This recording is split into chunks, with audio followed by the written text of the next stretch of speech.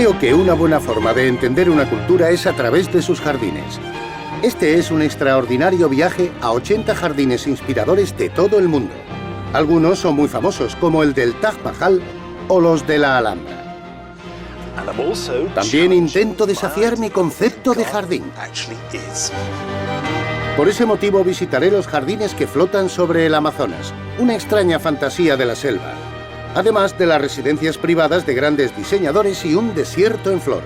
Allá donde vaya conoceré a personas que comparten mi pasión por la jardinería en mi viaje para descubrir el mundo a través de sus 80 jardines más hermosos y fascinantes. El mundo en 80 jardines. Este es mi primer viaje a la India y confieso que me intimida más que cualquier otro lugar del mundo. Sé que es un país de naturaleza extrema con un clima que pasa de la sequía más radical a las lluvias torrenciales. No obstante, también sé que su hermosa tierra tiene una rica tradición jardinera y eso es lo que quiero explorar. Y a través de sus jardines, espero poder comprender al país.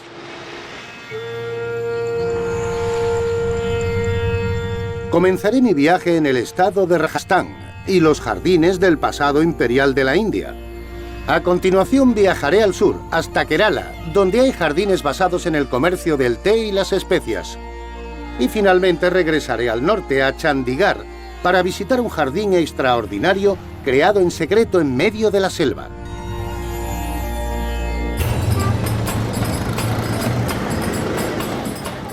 Ningún otro lugar del planeta es más sensual que la India.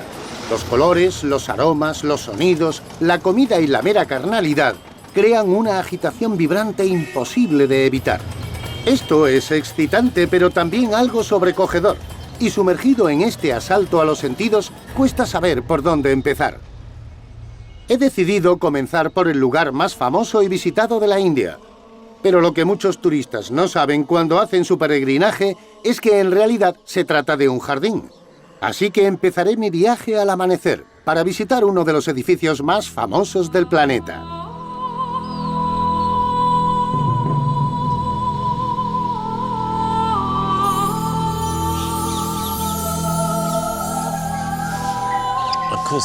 Por supuesto, lo más difícil ante los monumentos famosos, y no hay otro más famoso en el mundo que el Taj Mahal, es intentar olvidar todas las imágenes que se han visto de él.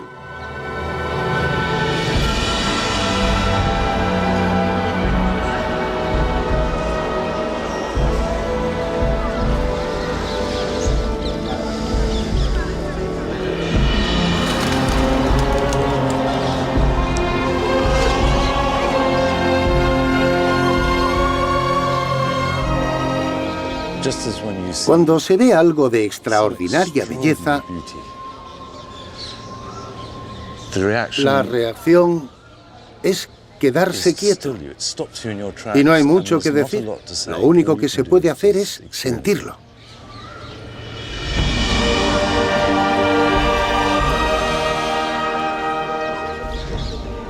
El Taj Mahal es el ejemplo más espectacular de una tumba jardín mogola.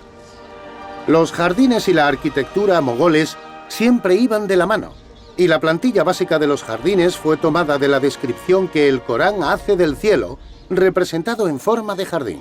El jardín mogol siempre se dividía en 4 cuadrantes con el agua como rasgo esencial. Cada cuadrante estaba subdividido a su vez por senderos elevados, aunque estos fueron convertidos en praderas de césped durante la restauración de la época británica.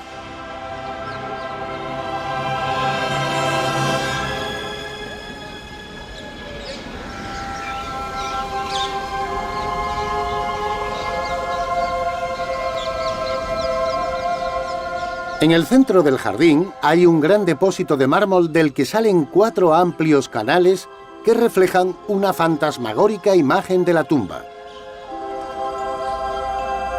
Este jardín fue diseñado como un paraíso en la tierra, un reflejo viviente del cielo.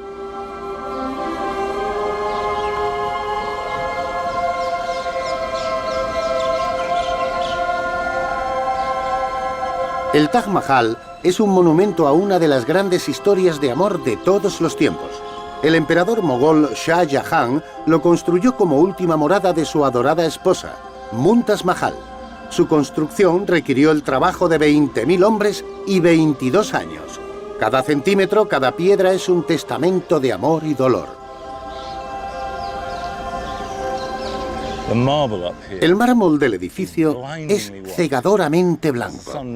Cuando le da el sol y se calienta, hace un fuerte contraste con el verde del jardín, y seguramente fue deliberado. Recorriendo el jardín se llega a este austero, puro y blanquísimo mármol. Pero el interior de la tumba es muy oscuro y no se permite fotografiarlo. Lo único que se puede hacer es pasar de la luz a la oscuridad.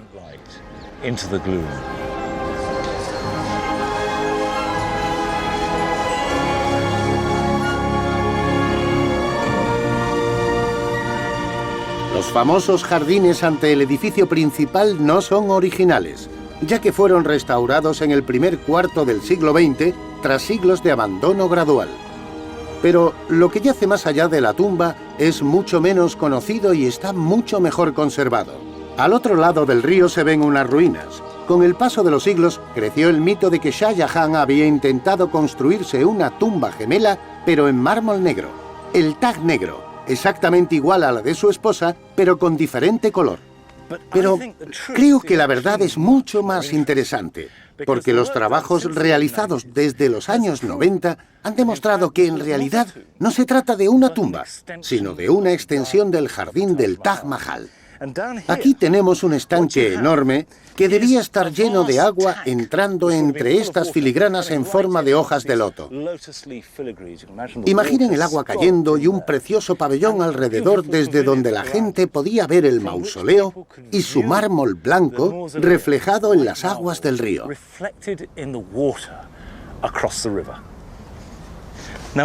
Eso significa que el Taj Mahal estaba en el centro del jardín, tanto metafórica como literalmente, con un hermoso gran jardín delante y otro detrás, al otro lado del río.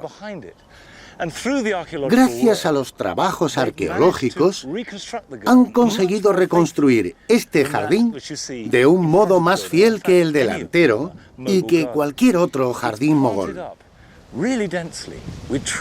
Está lleno de árboles y arbustos, flores y frutos, orientados a enriquecer los sentidos, creando deliberadamente un paraíso, que es lo que Shah Jahan quería que rodeara a su esposa muerta.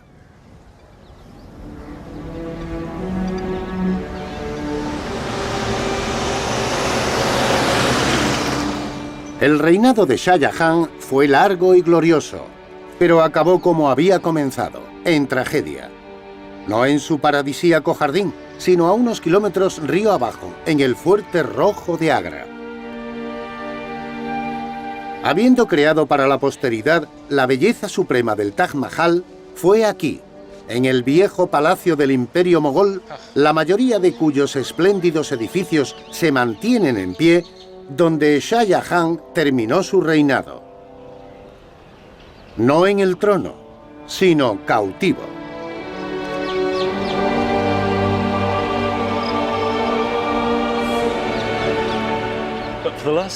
Durante los últimos 7 años de su vida, fue prisionero de su propio hijo. Y aunque se trataba de una gran prisión, una jaula de oro, por así decirlo, este balcón era lo máximo que podía acercarse al Taj Mahal. Desde aquí se asomaba al río junto al que yacía su esposa.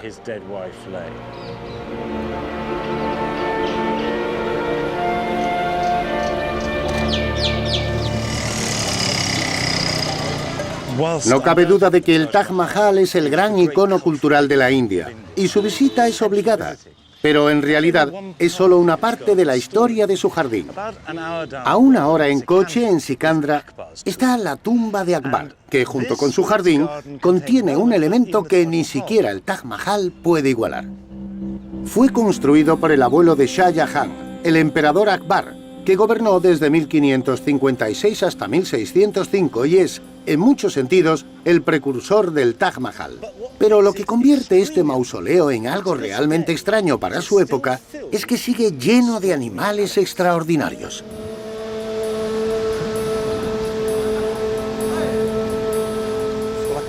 Había venido a verlos, pero lo que no esperaba era una tormenta de arena.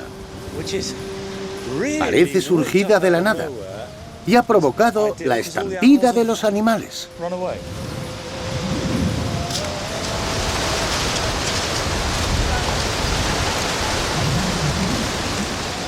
Conseguí sujetarme el sombrero antes de que desapareciera. La tormenta ha pasado y los animales han regresado. Hay langures con sus crías alineados para que los admiren y los alimenten, y antílopes exhibiendo sus cornamentas enroscadas. También hay pavos reales que atraen la atención de todo el mundo. Los mogoles valoraban todos los aspectos de la naturaleza y coleccionar animales salvajes estaba considerado parte integral de un verdadero jardín paradisíaco. La caza siempre fue uno de los grandes placeres de los mogoles, así que los animales también permitían a los emperadores su práctica. Aún así, solo eran una pequeña parte del jardín mogol y nunca el centro de atención. Hay que recordar que estos estaban basados en la idea islámica del paraíso. El paraíso era un lugar en el que, sobre todo, abundaba el agua, motivo por el cual es un elemento siempre presente en estos jardines. La mitología relacionada con el jardín mogol gira en torno al agua, por ello siempre se añadía un gran depósito central. Cuanto mayor era, más importante era el jardín. Y este es enorme para encontrarnos en una región tan árida del país. También están estos canales que parten de él, y que si llevaran agua, brillarían bajo la luz del sol hasta llegar a la puerta que conduce a la tumba. Es una pena que esté vacío y seco. Supongo que en esta época del año hay mucha sequía y no pueden permitirse semejante derroche.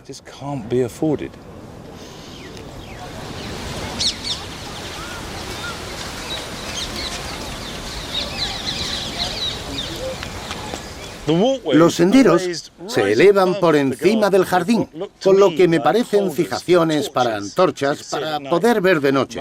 Debajo se pueden ver las flores y lo que debieron ser árboles, con animales entre ellos. Los británicos, a su llegada, talaron la mayor parte de los árboles y lo dejaron como un parque de Capability Brown, un típico jardín inglés cubierto de césped.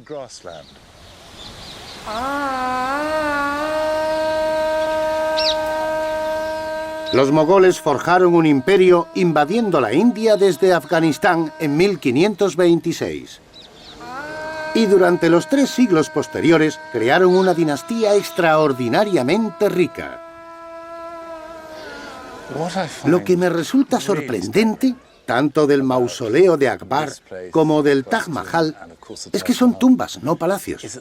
Y aún así son de una belleza extraordinaria. Y nos hacen darnos cuenta de las riquezas que debían poseer. Casi inconcebible.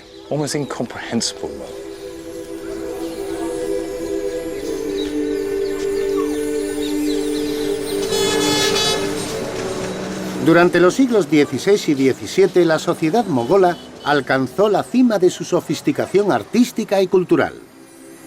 La tumba de Akbar y el Taj Mahal solo eran 2 de los muchos jardines magníficos de la época.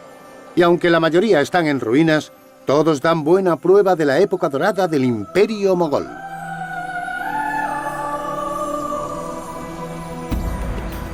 Antes de que los mogoles establecieran su reinado, la India estaba formada por una serie de estados, en su mayoría hindúes, gobernados por maharajas.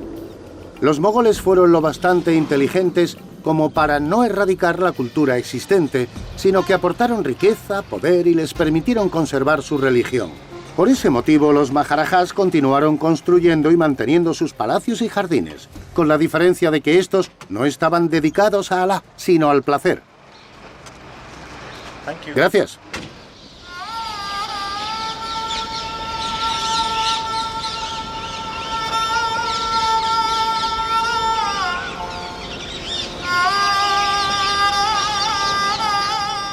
En mi siguiente jardín, el mayor placer es el alivio del insoportable calor del verano en Rajastán. Construido a mediados del siglo XVIII, el Jardín del Monzón en Dig era un gran palacio con una serie de jardines diseñados para refrescar y entretener. Los jardines mogoles estaban estrictamente basados en el orden, las limitaciones y la armonía. Y aunque este fuese construido casi 100 años después del Taj Mahal, presenta muchas influencias mogolas. Es francamente extrovertido, algo cursi y técnicamente ingenioso. Desde el tejado se puede ver claramente la disposición del Char Bagh, los 4 cuadrantes del jardín mogol. La diferencia principal está en la utilización del agua, porque en los jardines islámicos mogoles tendía a ser más modesta, mientras que aquí se hace un gran despliegue. Creo que esa es la diferencia principal entre los mogoles y los maharajas. Les gustaban las fiestas y cuanto más extravagantes, mejor. El agua necesaria para las fuentes y todo el extraordinario despliegue del jardín tenía que salir de aquí, de este estanque que parece tener una capacidad de más de 2 millones de litros. Y hasta la última gota tenía que ser retenida. Antes de llenarlo, todos estos agujeros que dan al exterior se cubrían con tapones de madera. Luego lo llenaban hasta arriba. Entonces, si querían que el agua fuera a zonas concretas del jardín o a una fuente determinada, quitaban el tapón correspondiente y la dejaban salir. Incluso podían cambiar el color de las fuentes añadiendo tintes al agua. Esta enorme cantidad de agua se extraía de un profundo pozo y se vertía en una gran cuba de cuero que estaba ahí y de la que tiraban mediante sogas un par de bueyes. Se ven los surcos dejados en la piedra por las cuerdas con el paso del tiempo. Los bueyes caminaban colina abajo tirando de la cuba de agua y luego volvían a subir. Un hombre inclinaba la cuba sobre esta pendiente. El agua corría por aquí, pasaba por debajo y llegaba al depósito. El equipo tardaba todo un mes en llenarlo.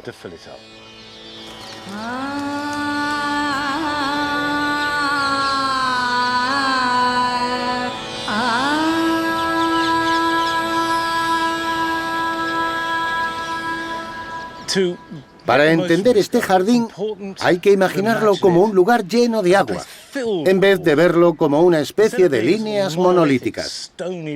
Estos canales brillaban y resplandecían, reflejando el azul del cielo y el verde de los árboles.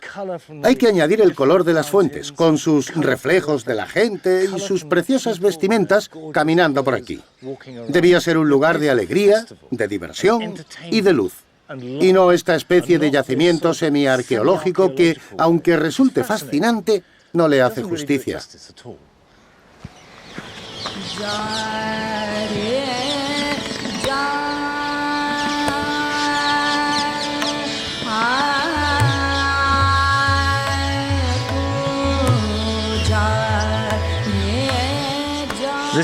Esta jaula que sobresale del edificio, de modo que todo el mundo pueda verla, era para alojar a un tigre.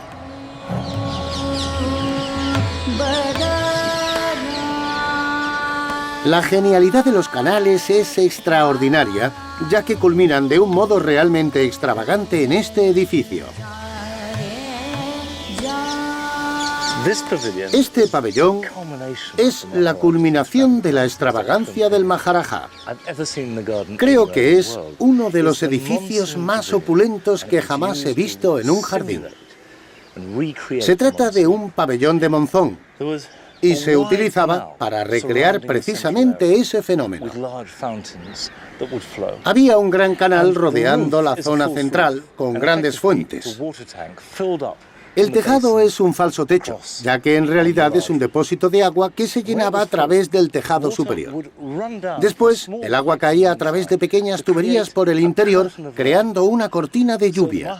De esa forma, el Maharaja y sus amigos podían sentarse dentro y mirar a través del agua como si fuera el monzón. Aunque parezca increíble, también había unas bolas de metal en el interior de las columnas huecas que chocaban entre sí a medida que pasaba el agua y que simulaban a los truenos, creando una orgía de agua, ruido y agradecido frescor. El ruido de los truenos, el agua salpicando y el olor a lluvia duraban toda una tarde, mientras que el tanque del tejado tardaba un mes en rellenarse.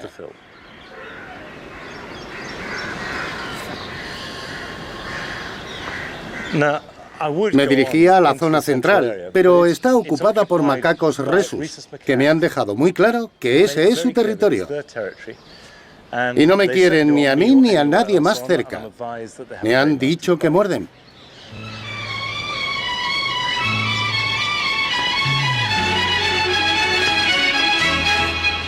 Desde el punto privilegiado de la cubierta, se puede ver que Dig está enmarcado por un paisaje reseco, por lo que la extravagancia del jardín de agua era toda una declaración de riqueza y poder del propietario. Los dos grandes depósitos inferiores eran esenciales para el sistema de canalización de aguas del jardín, pero actualmente solo los utiliza la gente de la zona para asearse y lavar la ropa. Las celebraciones acuáticas pertenecen al pasado, y durante la mayor parte del tiempo el jardín está tranquilo y seco. Sin embargo, el siguiente es un lugar de placer de Maharajas que ha sido devuelto a la vida.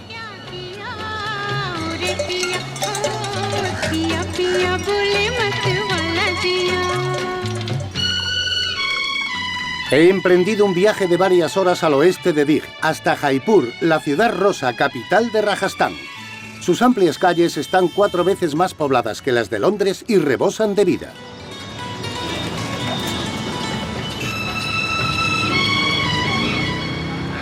No importa cuánto se prepare uno para la India y lea sobre ella, es imposible anticipar el asalto a los sentidos.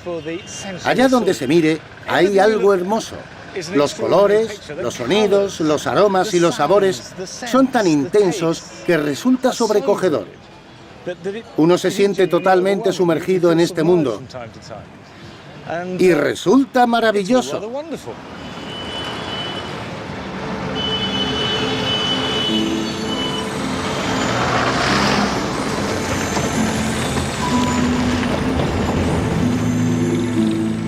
El jardín que he venido a visitar se encuentra justo a las afueras de la ciudad vieja.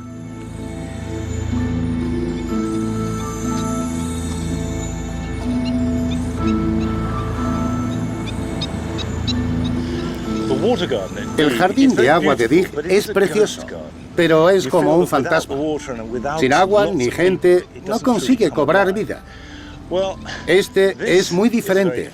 Está lleno de vida, pero se encuentra en muy mal estado. Esto es el Yaj Mahal, y cada año, tras las lluvias monzónicas, el jardín alcanza su mejor momento. Ahora, a mediados de la estación seca, el Yaj Mahal parece estar situado junto a un vertedero. Pero en realidad se encuentra en medio de un gigantesco lago, y cuando termina la estación de lluvias, el agua cubre toda la zona. Un gran muro cierra el valle, creando una presa que retiene toda el agua de las montañas y forma el lago que rodea el edificio. Así que este no es un jardín que contiene agua, sino agua que contiene un jardín.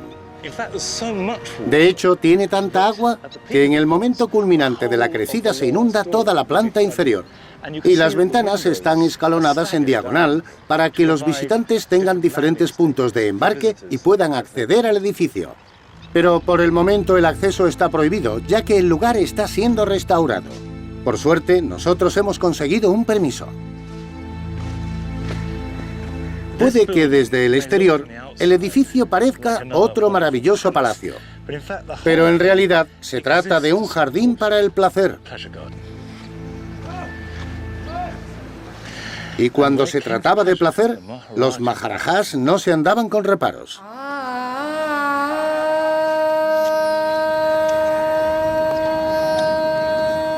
¡Qué estilo! Crearon una isla artificial con la forma de un palacio e inundaron el valle, simplemente para crear un precioso jardín. Y a pesar de su ruinoso estado, está siendo restaurado con la ayuda del paisajista estadounidense Mitch Kreitz. ¿Qué esperas conseguir aquí? ¿Cuál es tu plan? La primera fase será completar el jardín, que llamamos Chameili Bagh. Chameili significa jazmín, una planta de flores preciosas y fragantes que inunda todo el jardín. En el interior hemos insertado un diseño arabesco, una fusión de todos los elementos del pasado: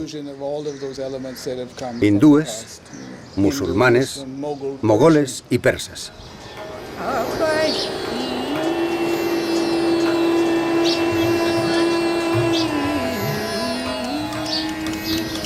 Puede que solo Florencia y pocas ciudades más tengan tantas artes y oficios vivos. Sin ninguna duda, los antepasados de estos canteros fueron contratados para crear la ciudad de Jaipur en el siglo XVIII y transmitieron sus habilidades de generación en generación. ¿Me estás diciendo que las mismas familias de artesanos que trabajan aquí ahora lo hicieron en la construcción del edificio? Nadie es capaz de remontar sus orígenes hasta 2000 años antes de Cristo. Pero así es la India, y eso la hace tan especial. Llevas 40 años viviendo aquí. Cuéntame cómo es vivir un monzón. No soy capaz de imaginarlo. Bueno, es extraordinario. Tiene lugar en abril, cuando todavía no hace mucho calor ni hay demasiado polvo.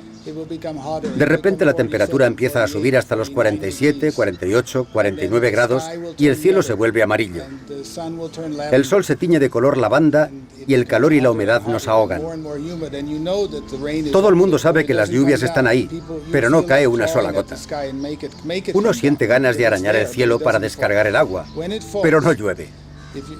Cuando por fin lo hace, todo el mundo, adultos y niños, salen a la calle y se quedan allí.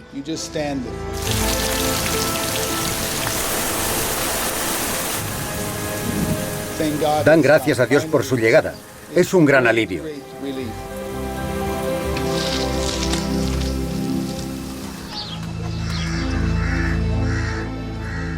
El jardín está vacío porque a mediodía hace muchísimo calor. Demasiado calor. Y todo el mundo, excepto un perro medio loco y un inglés más loco todavía, se cobija del sol.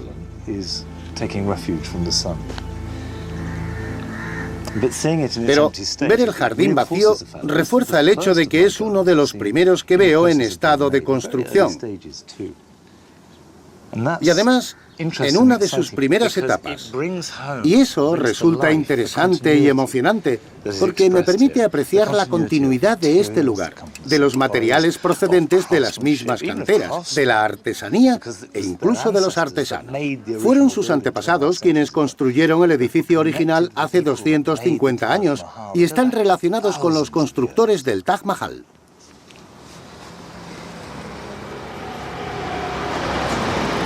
Pero mientras los maharajas construían sus grandes palacios para demostrar su poder, existe otro tipo de jardín hindú que tengo muchas ganas de ver, creado principalmente para satisfacer las necesidades interiores.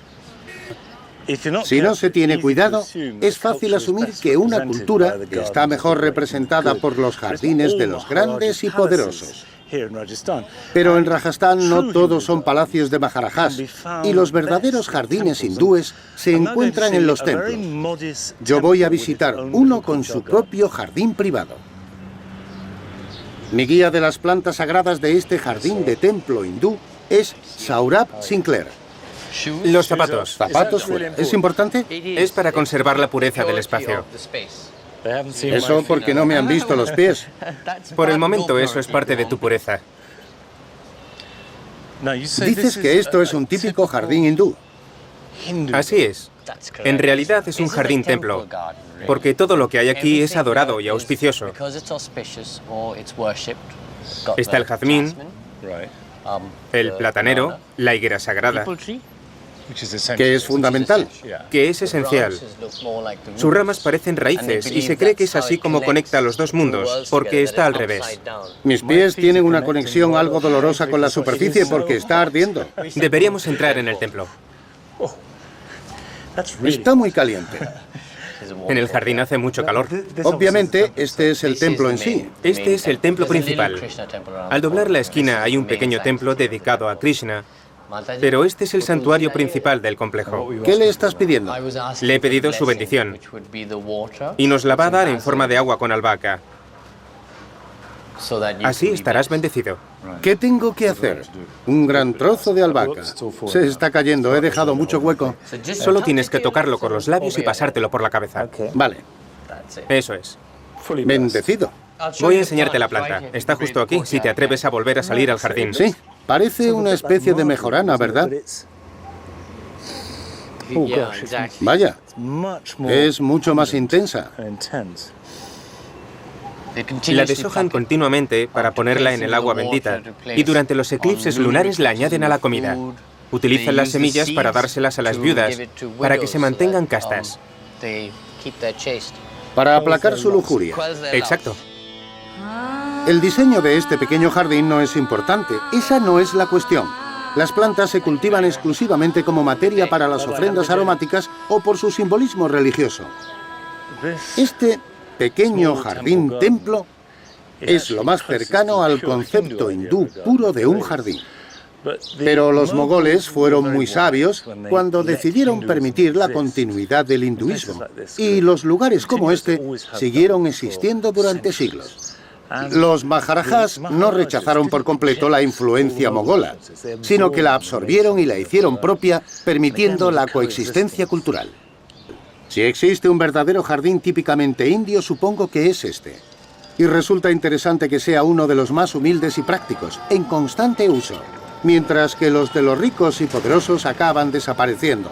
El motivo principal es que aquí, en la árida región del norte de la India, el agua es un bien tan escaso que hay que ser muy rico para mantener un jardín. El dinero se secó, igual que los jardines. Pero en el sur, en las verdes colinas de Kerala, el clima es perfecto para las plantas, tanto que el dinero prácticamente crece en los árboles.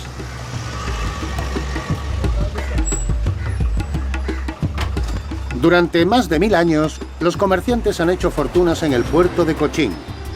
La ciudad está impregnada del olor de los productos que los traían hasta aquí, el cálido y exótico aroma de las especias. La influencia de una sucesión de mercaderes de especias de todo el mundo aún puede apreciarse en las antiguas calles holandesas, la iglesia portuguesa del siglo XVI y, sobre todo, en las hermosas redes de pesca chinas. Las especias llevan cientos de años atrayendo aquí a gente de todo el mundo. Los chinos fueron los primeros en llegar. Les siguieron los portugueses a finales del siglo XV y luego los holandeses a finales del siglo XVII. Por último, los británicos tomaron posesión de la zona a comienzos del siglo XIX. Así que ha habido oleada tras oleada de colonización basadas exclusivamente en el comercio de especias.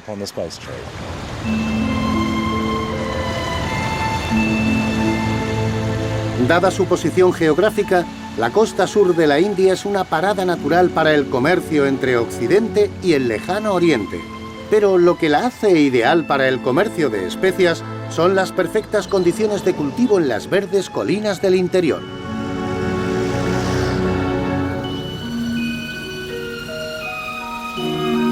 Calurosas, húmedas y aún así frescas gracias a las nubes, las selvas de montaña están llenas de tesoros que crecen en sus laderas. Estos bosques son el hábitat natural de algunas de las plantas más valiosas del mundo. Así que resulta bastante apropiado que mi siguiente visita sea a un jardín de especias.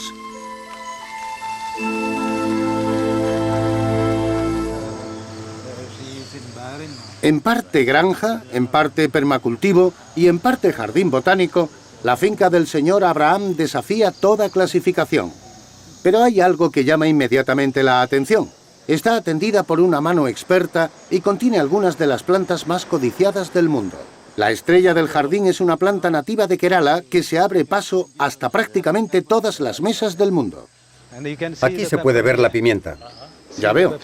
¿Ve cómo crece? Es como un pequeño haz de semillas. Exacto. La flor es blanca y cuando el agua de lluvia resbala desde arriba hasta el fondo, se produce la polinización. Es polinizada por el agua de lluvia. Exacto, ni abejas ni viento. El agua de la lluvia la poliniza. Si no llueve, no crece el fruto, que cuando madura se vuelve rojo. Aquí vemos un fruto rojo. Si pelamos la piel y lo secamos, obtenemos pimienta blanca. De acuerdo. Aquí vemos los frutos verdes y los rojos secados al sol. Al cabo de un día, ambos se vuelven negros. ¿Cuál prefiere usted? ¿Quiere probar alguno? Vamos a probar ese. El grano blanco es el más fuerte. Veamos si soy lo bastante hombre. ¿Tiene una botella de agua? No, está bien. Está bueno. No es nada desagradable, solo pica. Pica, está fuerte. ¿Sabía que es la mejor pimienta del mundo? ¿En serio? Sí, la pimienta de Kerala. ¿Y procede de aquí? Sí. Casi no puedo hablar. Acaba de hacerme efecto. Beba agua. No tengo agua, pero sobreviviré. Me has superado. El señor Abraham me enseña otra valiosa especie original de Kerala. Es cardamomo, el rey de las especias. El rey de las especias. Este es el fruto. El fruto crece dentro y lo llamamos panoja. Sale justo al pie de la planta. De hecho, esta es la planta. Crece a la sombra, bajo los árboles altos. ¿Le gustaría probar un poco de cardamomo fresco? Para ser sincero, no sé cómo sabe el cardamomo. Pero es una especie realmente importante, ¿verdad? Lo es. Es el sabor de la India. El sabor de la India. Entonces tengo que probarlo. Se usa en el té, el café, en la carne y en medicina. Es muy bueno para la circulación, como el jengibre. Suena tentador. El señor Abraham y su familia llevan 3 generaciones cultivando especias en su finca de forma totalmente biológica. Como siempre, me fascina ver algo que no imaginas, como una planta creciendo en su medio natural. Esto es café. Sí, creí haberlo reconocido, pero nunca había visto un cafeto en flor. Esto es Coffea arábica. Y huele como el jazmín.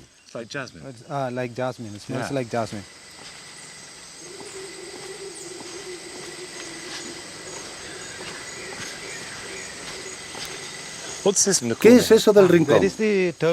Eso es cúrcuma. La verdadera especia es la raíz. Esta es la raíz. Mire qué color. ¿Puedo partirla? La raíz fresca se utiliza en medicina contra las mordeduras de serpiente, las picaduras de araña y cosas así. Actúa contra los venenos. En la India existe una estrecha relación entre los alimentos y la salud. Y tiene bastante éxito. En Occidente no explotamos esa cualidad, lo cual es ridículo. Nunca es tarde. Tienes razón, nunca es tarde. Y deberíamos hacerlo. Creo que una de las mejores formas de entender el pasado es olerlo y saborearlo. Y viendo crecer a estas especias que subrayan la extraordinaria riqueza histórica de la India, entiendo que fuesen fáciles de cultivar y de vender, obteniendo grandes beneficios. El clima tropical de montaña no es el ideal para las especias, pero sí para otra planta introducida por los británicos desde China y que suministra el ingrediente clave para una de las cosas que más echo de menos en mis viajes, una buena taza de té. Los británicos introdujeron el té en la India a comienzos del siglo XIX. Justo cuando este pasaba de la exclusividad de la alta sociedad a la clase trabajadora. En parte, se promocionaba su consumo como alternativa al alcohol, pero también porque había que hervirlo y el agua se purificaba de ese modo, lo que lo convertía en una bebida segura y sobria. Nunca hubiera esperado que el té creara una visión tan cautivadora. Recorrer esta plantación es como pasear por una inmensa escultura verde. Los campos de té forman el más hermoso paisaje, porque los arbustos se organizan en una serie de patrones craquelados, como el barro secándose. Y con esa mezcla de uniformidad y cambio rítmico, pero irregular, parecen haber sido podados. De hecho, me atrevo a decir que es tan bonito como cualquier jardín. Se les llama jardines de té. y dan lugar a la eterna pregunta: ¿qué es un jardín y qué no lo es? Yo creo que en un lugar como este, la cuestión es irrelevante, pues se esfuma ante una hermosa disposición artificial de plantas.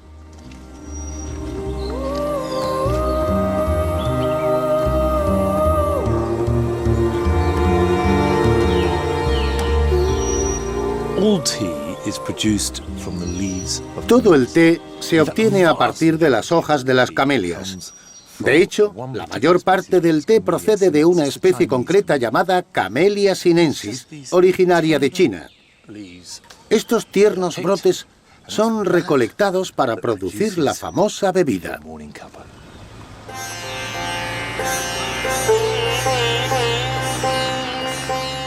Estas colinas perfectamente podadas son una combinación de belleza natural y artificial, aunque sospecho que las mujeres que trabajan en ellas las ven de un modo menos extasiado. Se mantienen con este aspecto como resultado de una labor constante, ya que gran parte se cosecha a mano. Se le llama jardines de té, pero no voy a incluirlo como uno de mis 80 jardines, aunque ha sido fascinante verlo. No obstante, la compañía de té tiene un verdadero jardín en su sede central, y ahí me dirijo.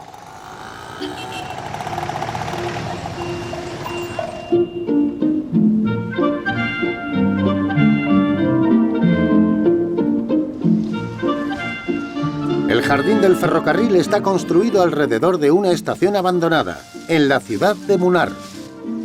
Vaya, qué raro. Es como meterse en una postal británica de un jardín de los años 30.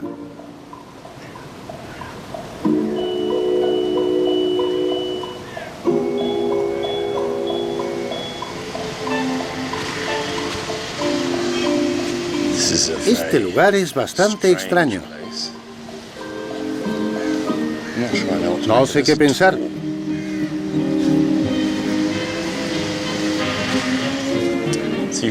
Hay hortensias como las que cultivaba mi abuelo,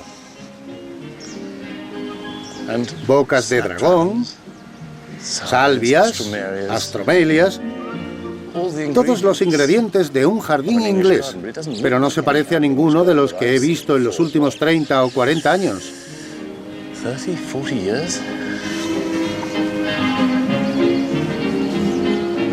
Este sitio parece de antes de la guerra, pero en realidad fue creado en 1980.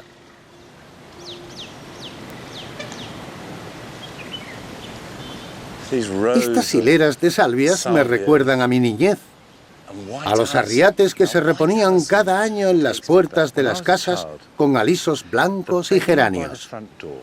Pero lo más curioso es que cualquier persona con más de 50 años, procedente de Inglaterra, reconocería muchos de los elementos presentes en este jardín con cierta nostalgia. Y nadie por debajo de los 35 o 40 reconocería nada. Le parecería completamente surrealista.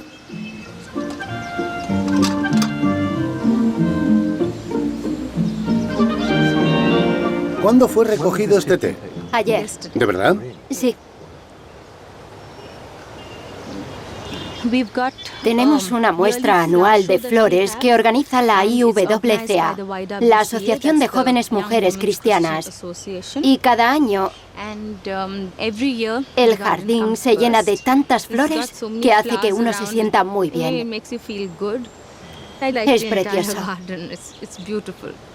¿Evoca deliberadamente el recuerdo británico? Este jardín tiene un toque muy británico, pero creo que es imposible encontrar un jardín tan bonito como este en ninguna parte. En general, ¿a la gente le gustan estos aires británicos? ¿Es algo que se hace por motivos históricos o porque les gusta el resultado? Creo que les gusta el toque británico. Han dejado atrás muchas costumbres que nosotros seguimos practicando.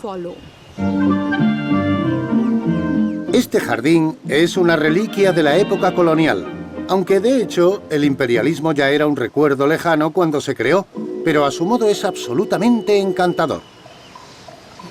¿Saben a qué me recuerda? A esas damas que se sientan en fila frente al mar y que miran más hacia atrás que hacia adelante.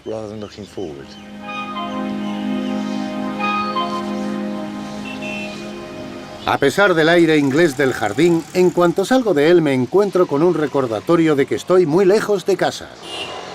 Estamos caminando por aquí porque hay un elefante en el remolque de un camión. No sé qué está haciendo ni a dónde se dirige, pero nunca había visto nada parecido.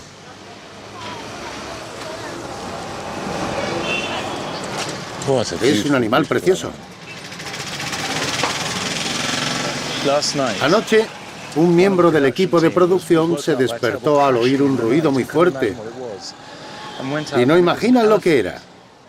Cuando salió, vio a un elefante recorriendo el jardín del hotel. Eso hace que uno sea muy consciente del país en el que se encuentra.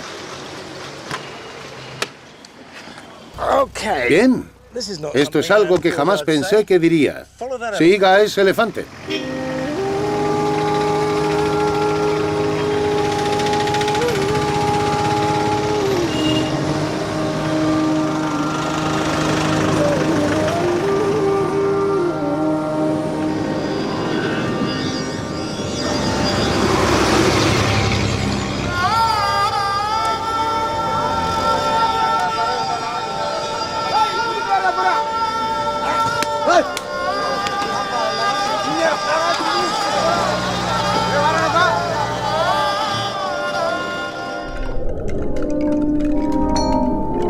Regreso al norte para visitar un gran símbolo de la influencia británica en la India, la ciudad capital de Nueva Delhi.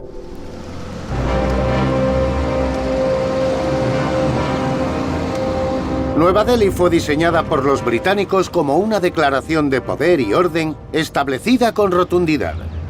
Piedra, parques y grandes perspectivas. Se trata de paisajismo a gran escala.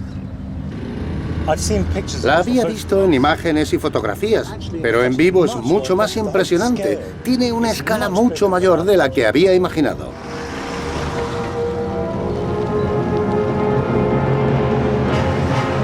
En 1912 comenzó la construcción de Nueva Delhi. Iba a ser una ciudad adaptada a la grandeza de su estatus como nueva capital de la India, y el descomunal proyecto fue encargado a un arquitecto inglés relativamente joven y desconocido, Sir Edwin Lutyens. Lo más extraordinario de Lutyens es que, a pesar de ser un gran arquitecto y diseñador, es más famoso como paisajista, porque junto a Gertrude Jekyll creó una serie de jardines a comienzos del siglo XX que aún pueden visitarse. Así que para mí es todo un salto de las calles inglesas a la capital del Imperio Británico en la India. Un detalle interesante del que acabo de darme cuenta es el trabajo de las puertas. Están la rosa Tudor de Inglaterra y el loto, el símbolo de la India.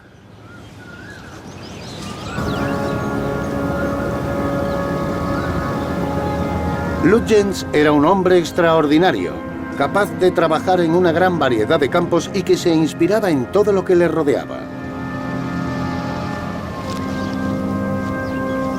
Aquí, en Nueva Delhi, creo que dio exactamente en el clavo, mezclando la pompa imperial con su herencia mogola e hindú.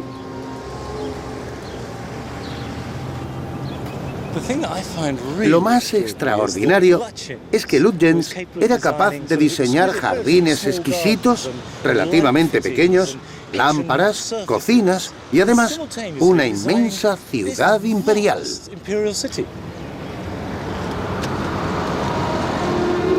Lutyens incorporó parques, avenidas y árboles a su diseño de Nueva Delhi, haciendo de ella una hermosa ciudad verde y también más fresca. Le dio sombra y bajó varios grados la temperatura del centro. Creo que Nueva Delhi es una obra maestra, y a pesar de que fue creada como una declaración del poder imperial, es una impresionante herencia del colonialismo británico. Lo irónico de Nueva Delhi es que cuando se terminó a comienzos de los años 30 era casi superflua. El Imperio Británico acabaría en 10 o 15 años y se convirtió en otra pieza más de su pasado, como el Fuerte Rojo tras de mí, obra de Shah Jahan, el constructor del Taj Mahal, símbolo del Imperio mogol perdido. Y a través de los jardines que he visto, he podido apreciar cómo vienen y van las culturas adaptándose y absorbiéndose unas a otras para sobrevivir. Es como las calles, donde diferentes colores, ideas y religiones se funden en este caos que parece ser extremadamente tolerante. Pero antes de irme de la India y terminar este viaje, me gustaría ver un jardín moderno para ver el posible rumbo de este país. Emprendo la última etapa tomando el tren de las 8:30 de Delhi con dirección al norte, a Chandigarh, a los pies del Himalaya. Voy a visitar un jardín famoso no solo por su belleza absolutamente singular, sino también por la increíble historia de su creación. Es un jardín laberíntico de 100.000 metros cuadrados. Una visión mágica y moderna de la India.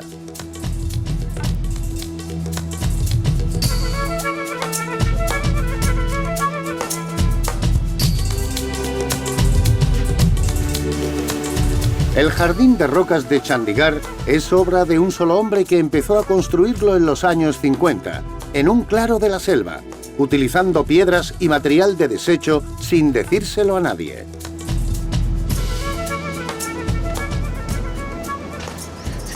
Todo esto son desperdicios. Parecen fragmentos de retrete y lavabos. Esto es un trozo de orinal y parece usado. Aquí tenemos cerámicas industriales. Son preciosas. Y creo que estos son cántaros. Creado en una tierra que ni siquiera pertenecía a su autor, pasaron años antes de que se descubriera esta fantasía secreta. Pero en 1971 casi fue derribado inconscientemente. Por suerte, las autoridades locales se dieron cuenta de que era la obra de un genio y no solo decidieron mantenerlo, sino brindar todo su apoyo a su creador, Nek Chand, ya un anciano. ¿Por qué aquí? Sabía que aquí nunca se construiría nada. Era un espacio abierto. ¿Por qué creó algo así? ¿Qué le llevó a hacerlo? Siempre que veía cosas tiradas por el suelo, junto a la carretera, detrás de hoteles o restaurantes, las recogía con mi bicicleta. ¿Transportó todo hasta aquí con su bicicleta? Sí. Debió costarle mucho trabajo. Fue muy duro. Mi trabajo siempre ha sido muy duro. Y traer las piedras desde las colinas siempre ha resultado difícil. Supongo que ahora viene a visitarlo gente de todo el mundo. ¿Imaginó alguna vez que sucedería algo así? Nunca. Jamás lo pensé. Menuda vida. Es un buen regalo.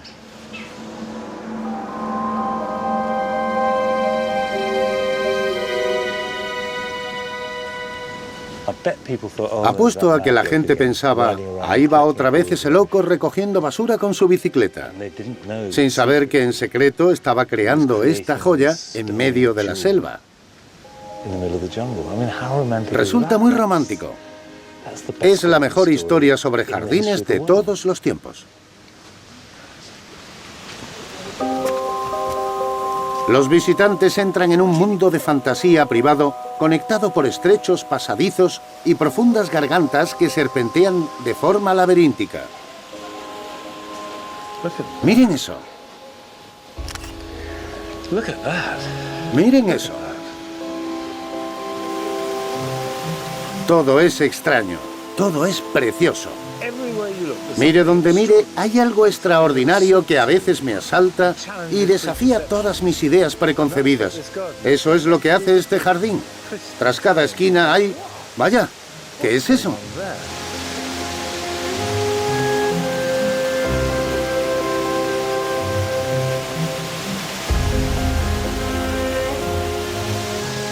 Me encanta, me encanta, me encanta.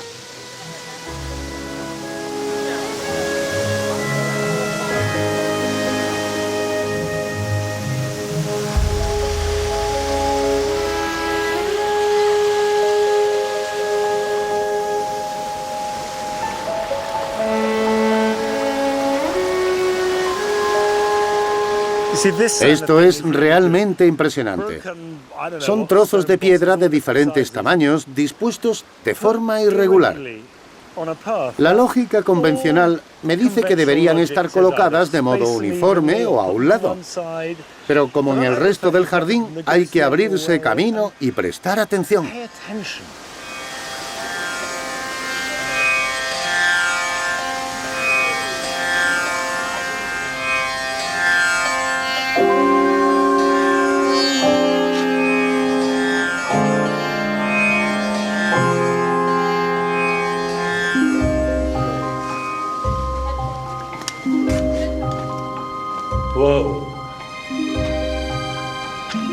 Mi teoría es que la jardinería es el juego de los adultos.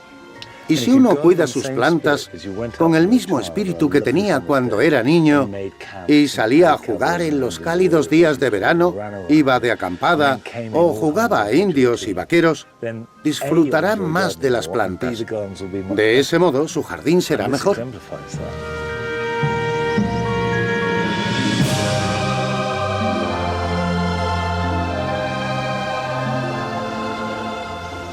Ve a ese hombre sosteniendo su taza, igual que el resto.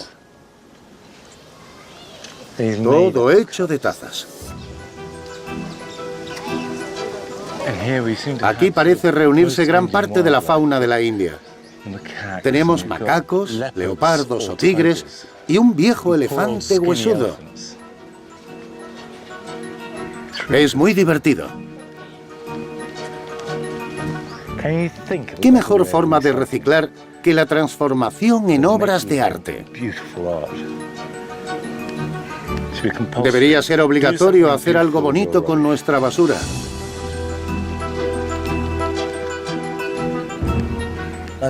Este jardín me ha encantado y sobrecogido. Me ha gustado muchísimo.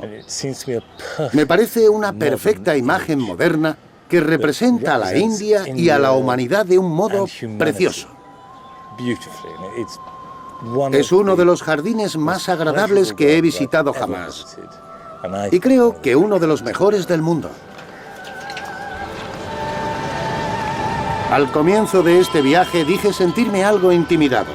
Los extremos de la India parecen impactantes y su fuerza vital es tan intensa que me preguntaba cómo iba a poder sobrellevarlo. Pero me ha seducido por completo. A través de sus jardines me he embriagado del sabor de sus plantas, su gente, su historia y su paisaje.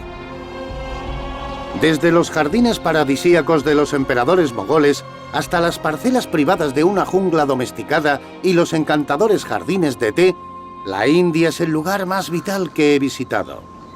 Y terminar en este jardín moderno, basado en la humanidad y creación de un solo hombre, que visitan millones de personas cada año y se ha convertido en un símbolo de la India moderna, hace que me marche no intimidado, sino lleno de esperanza.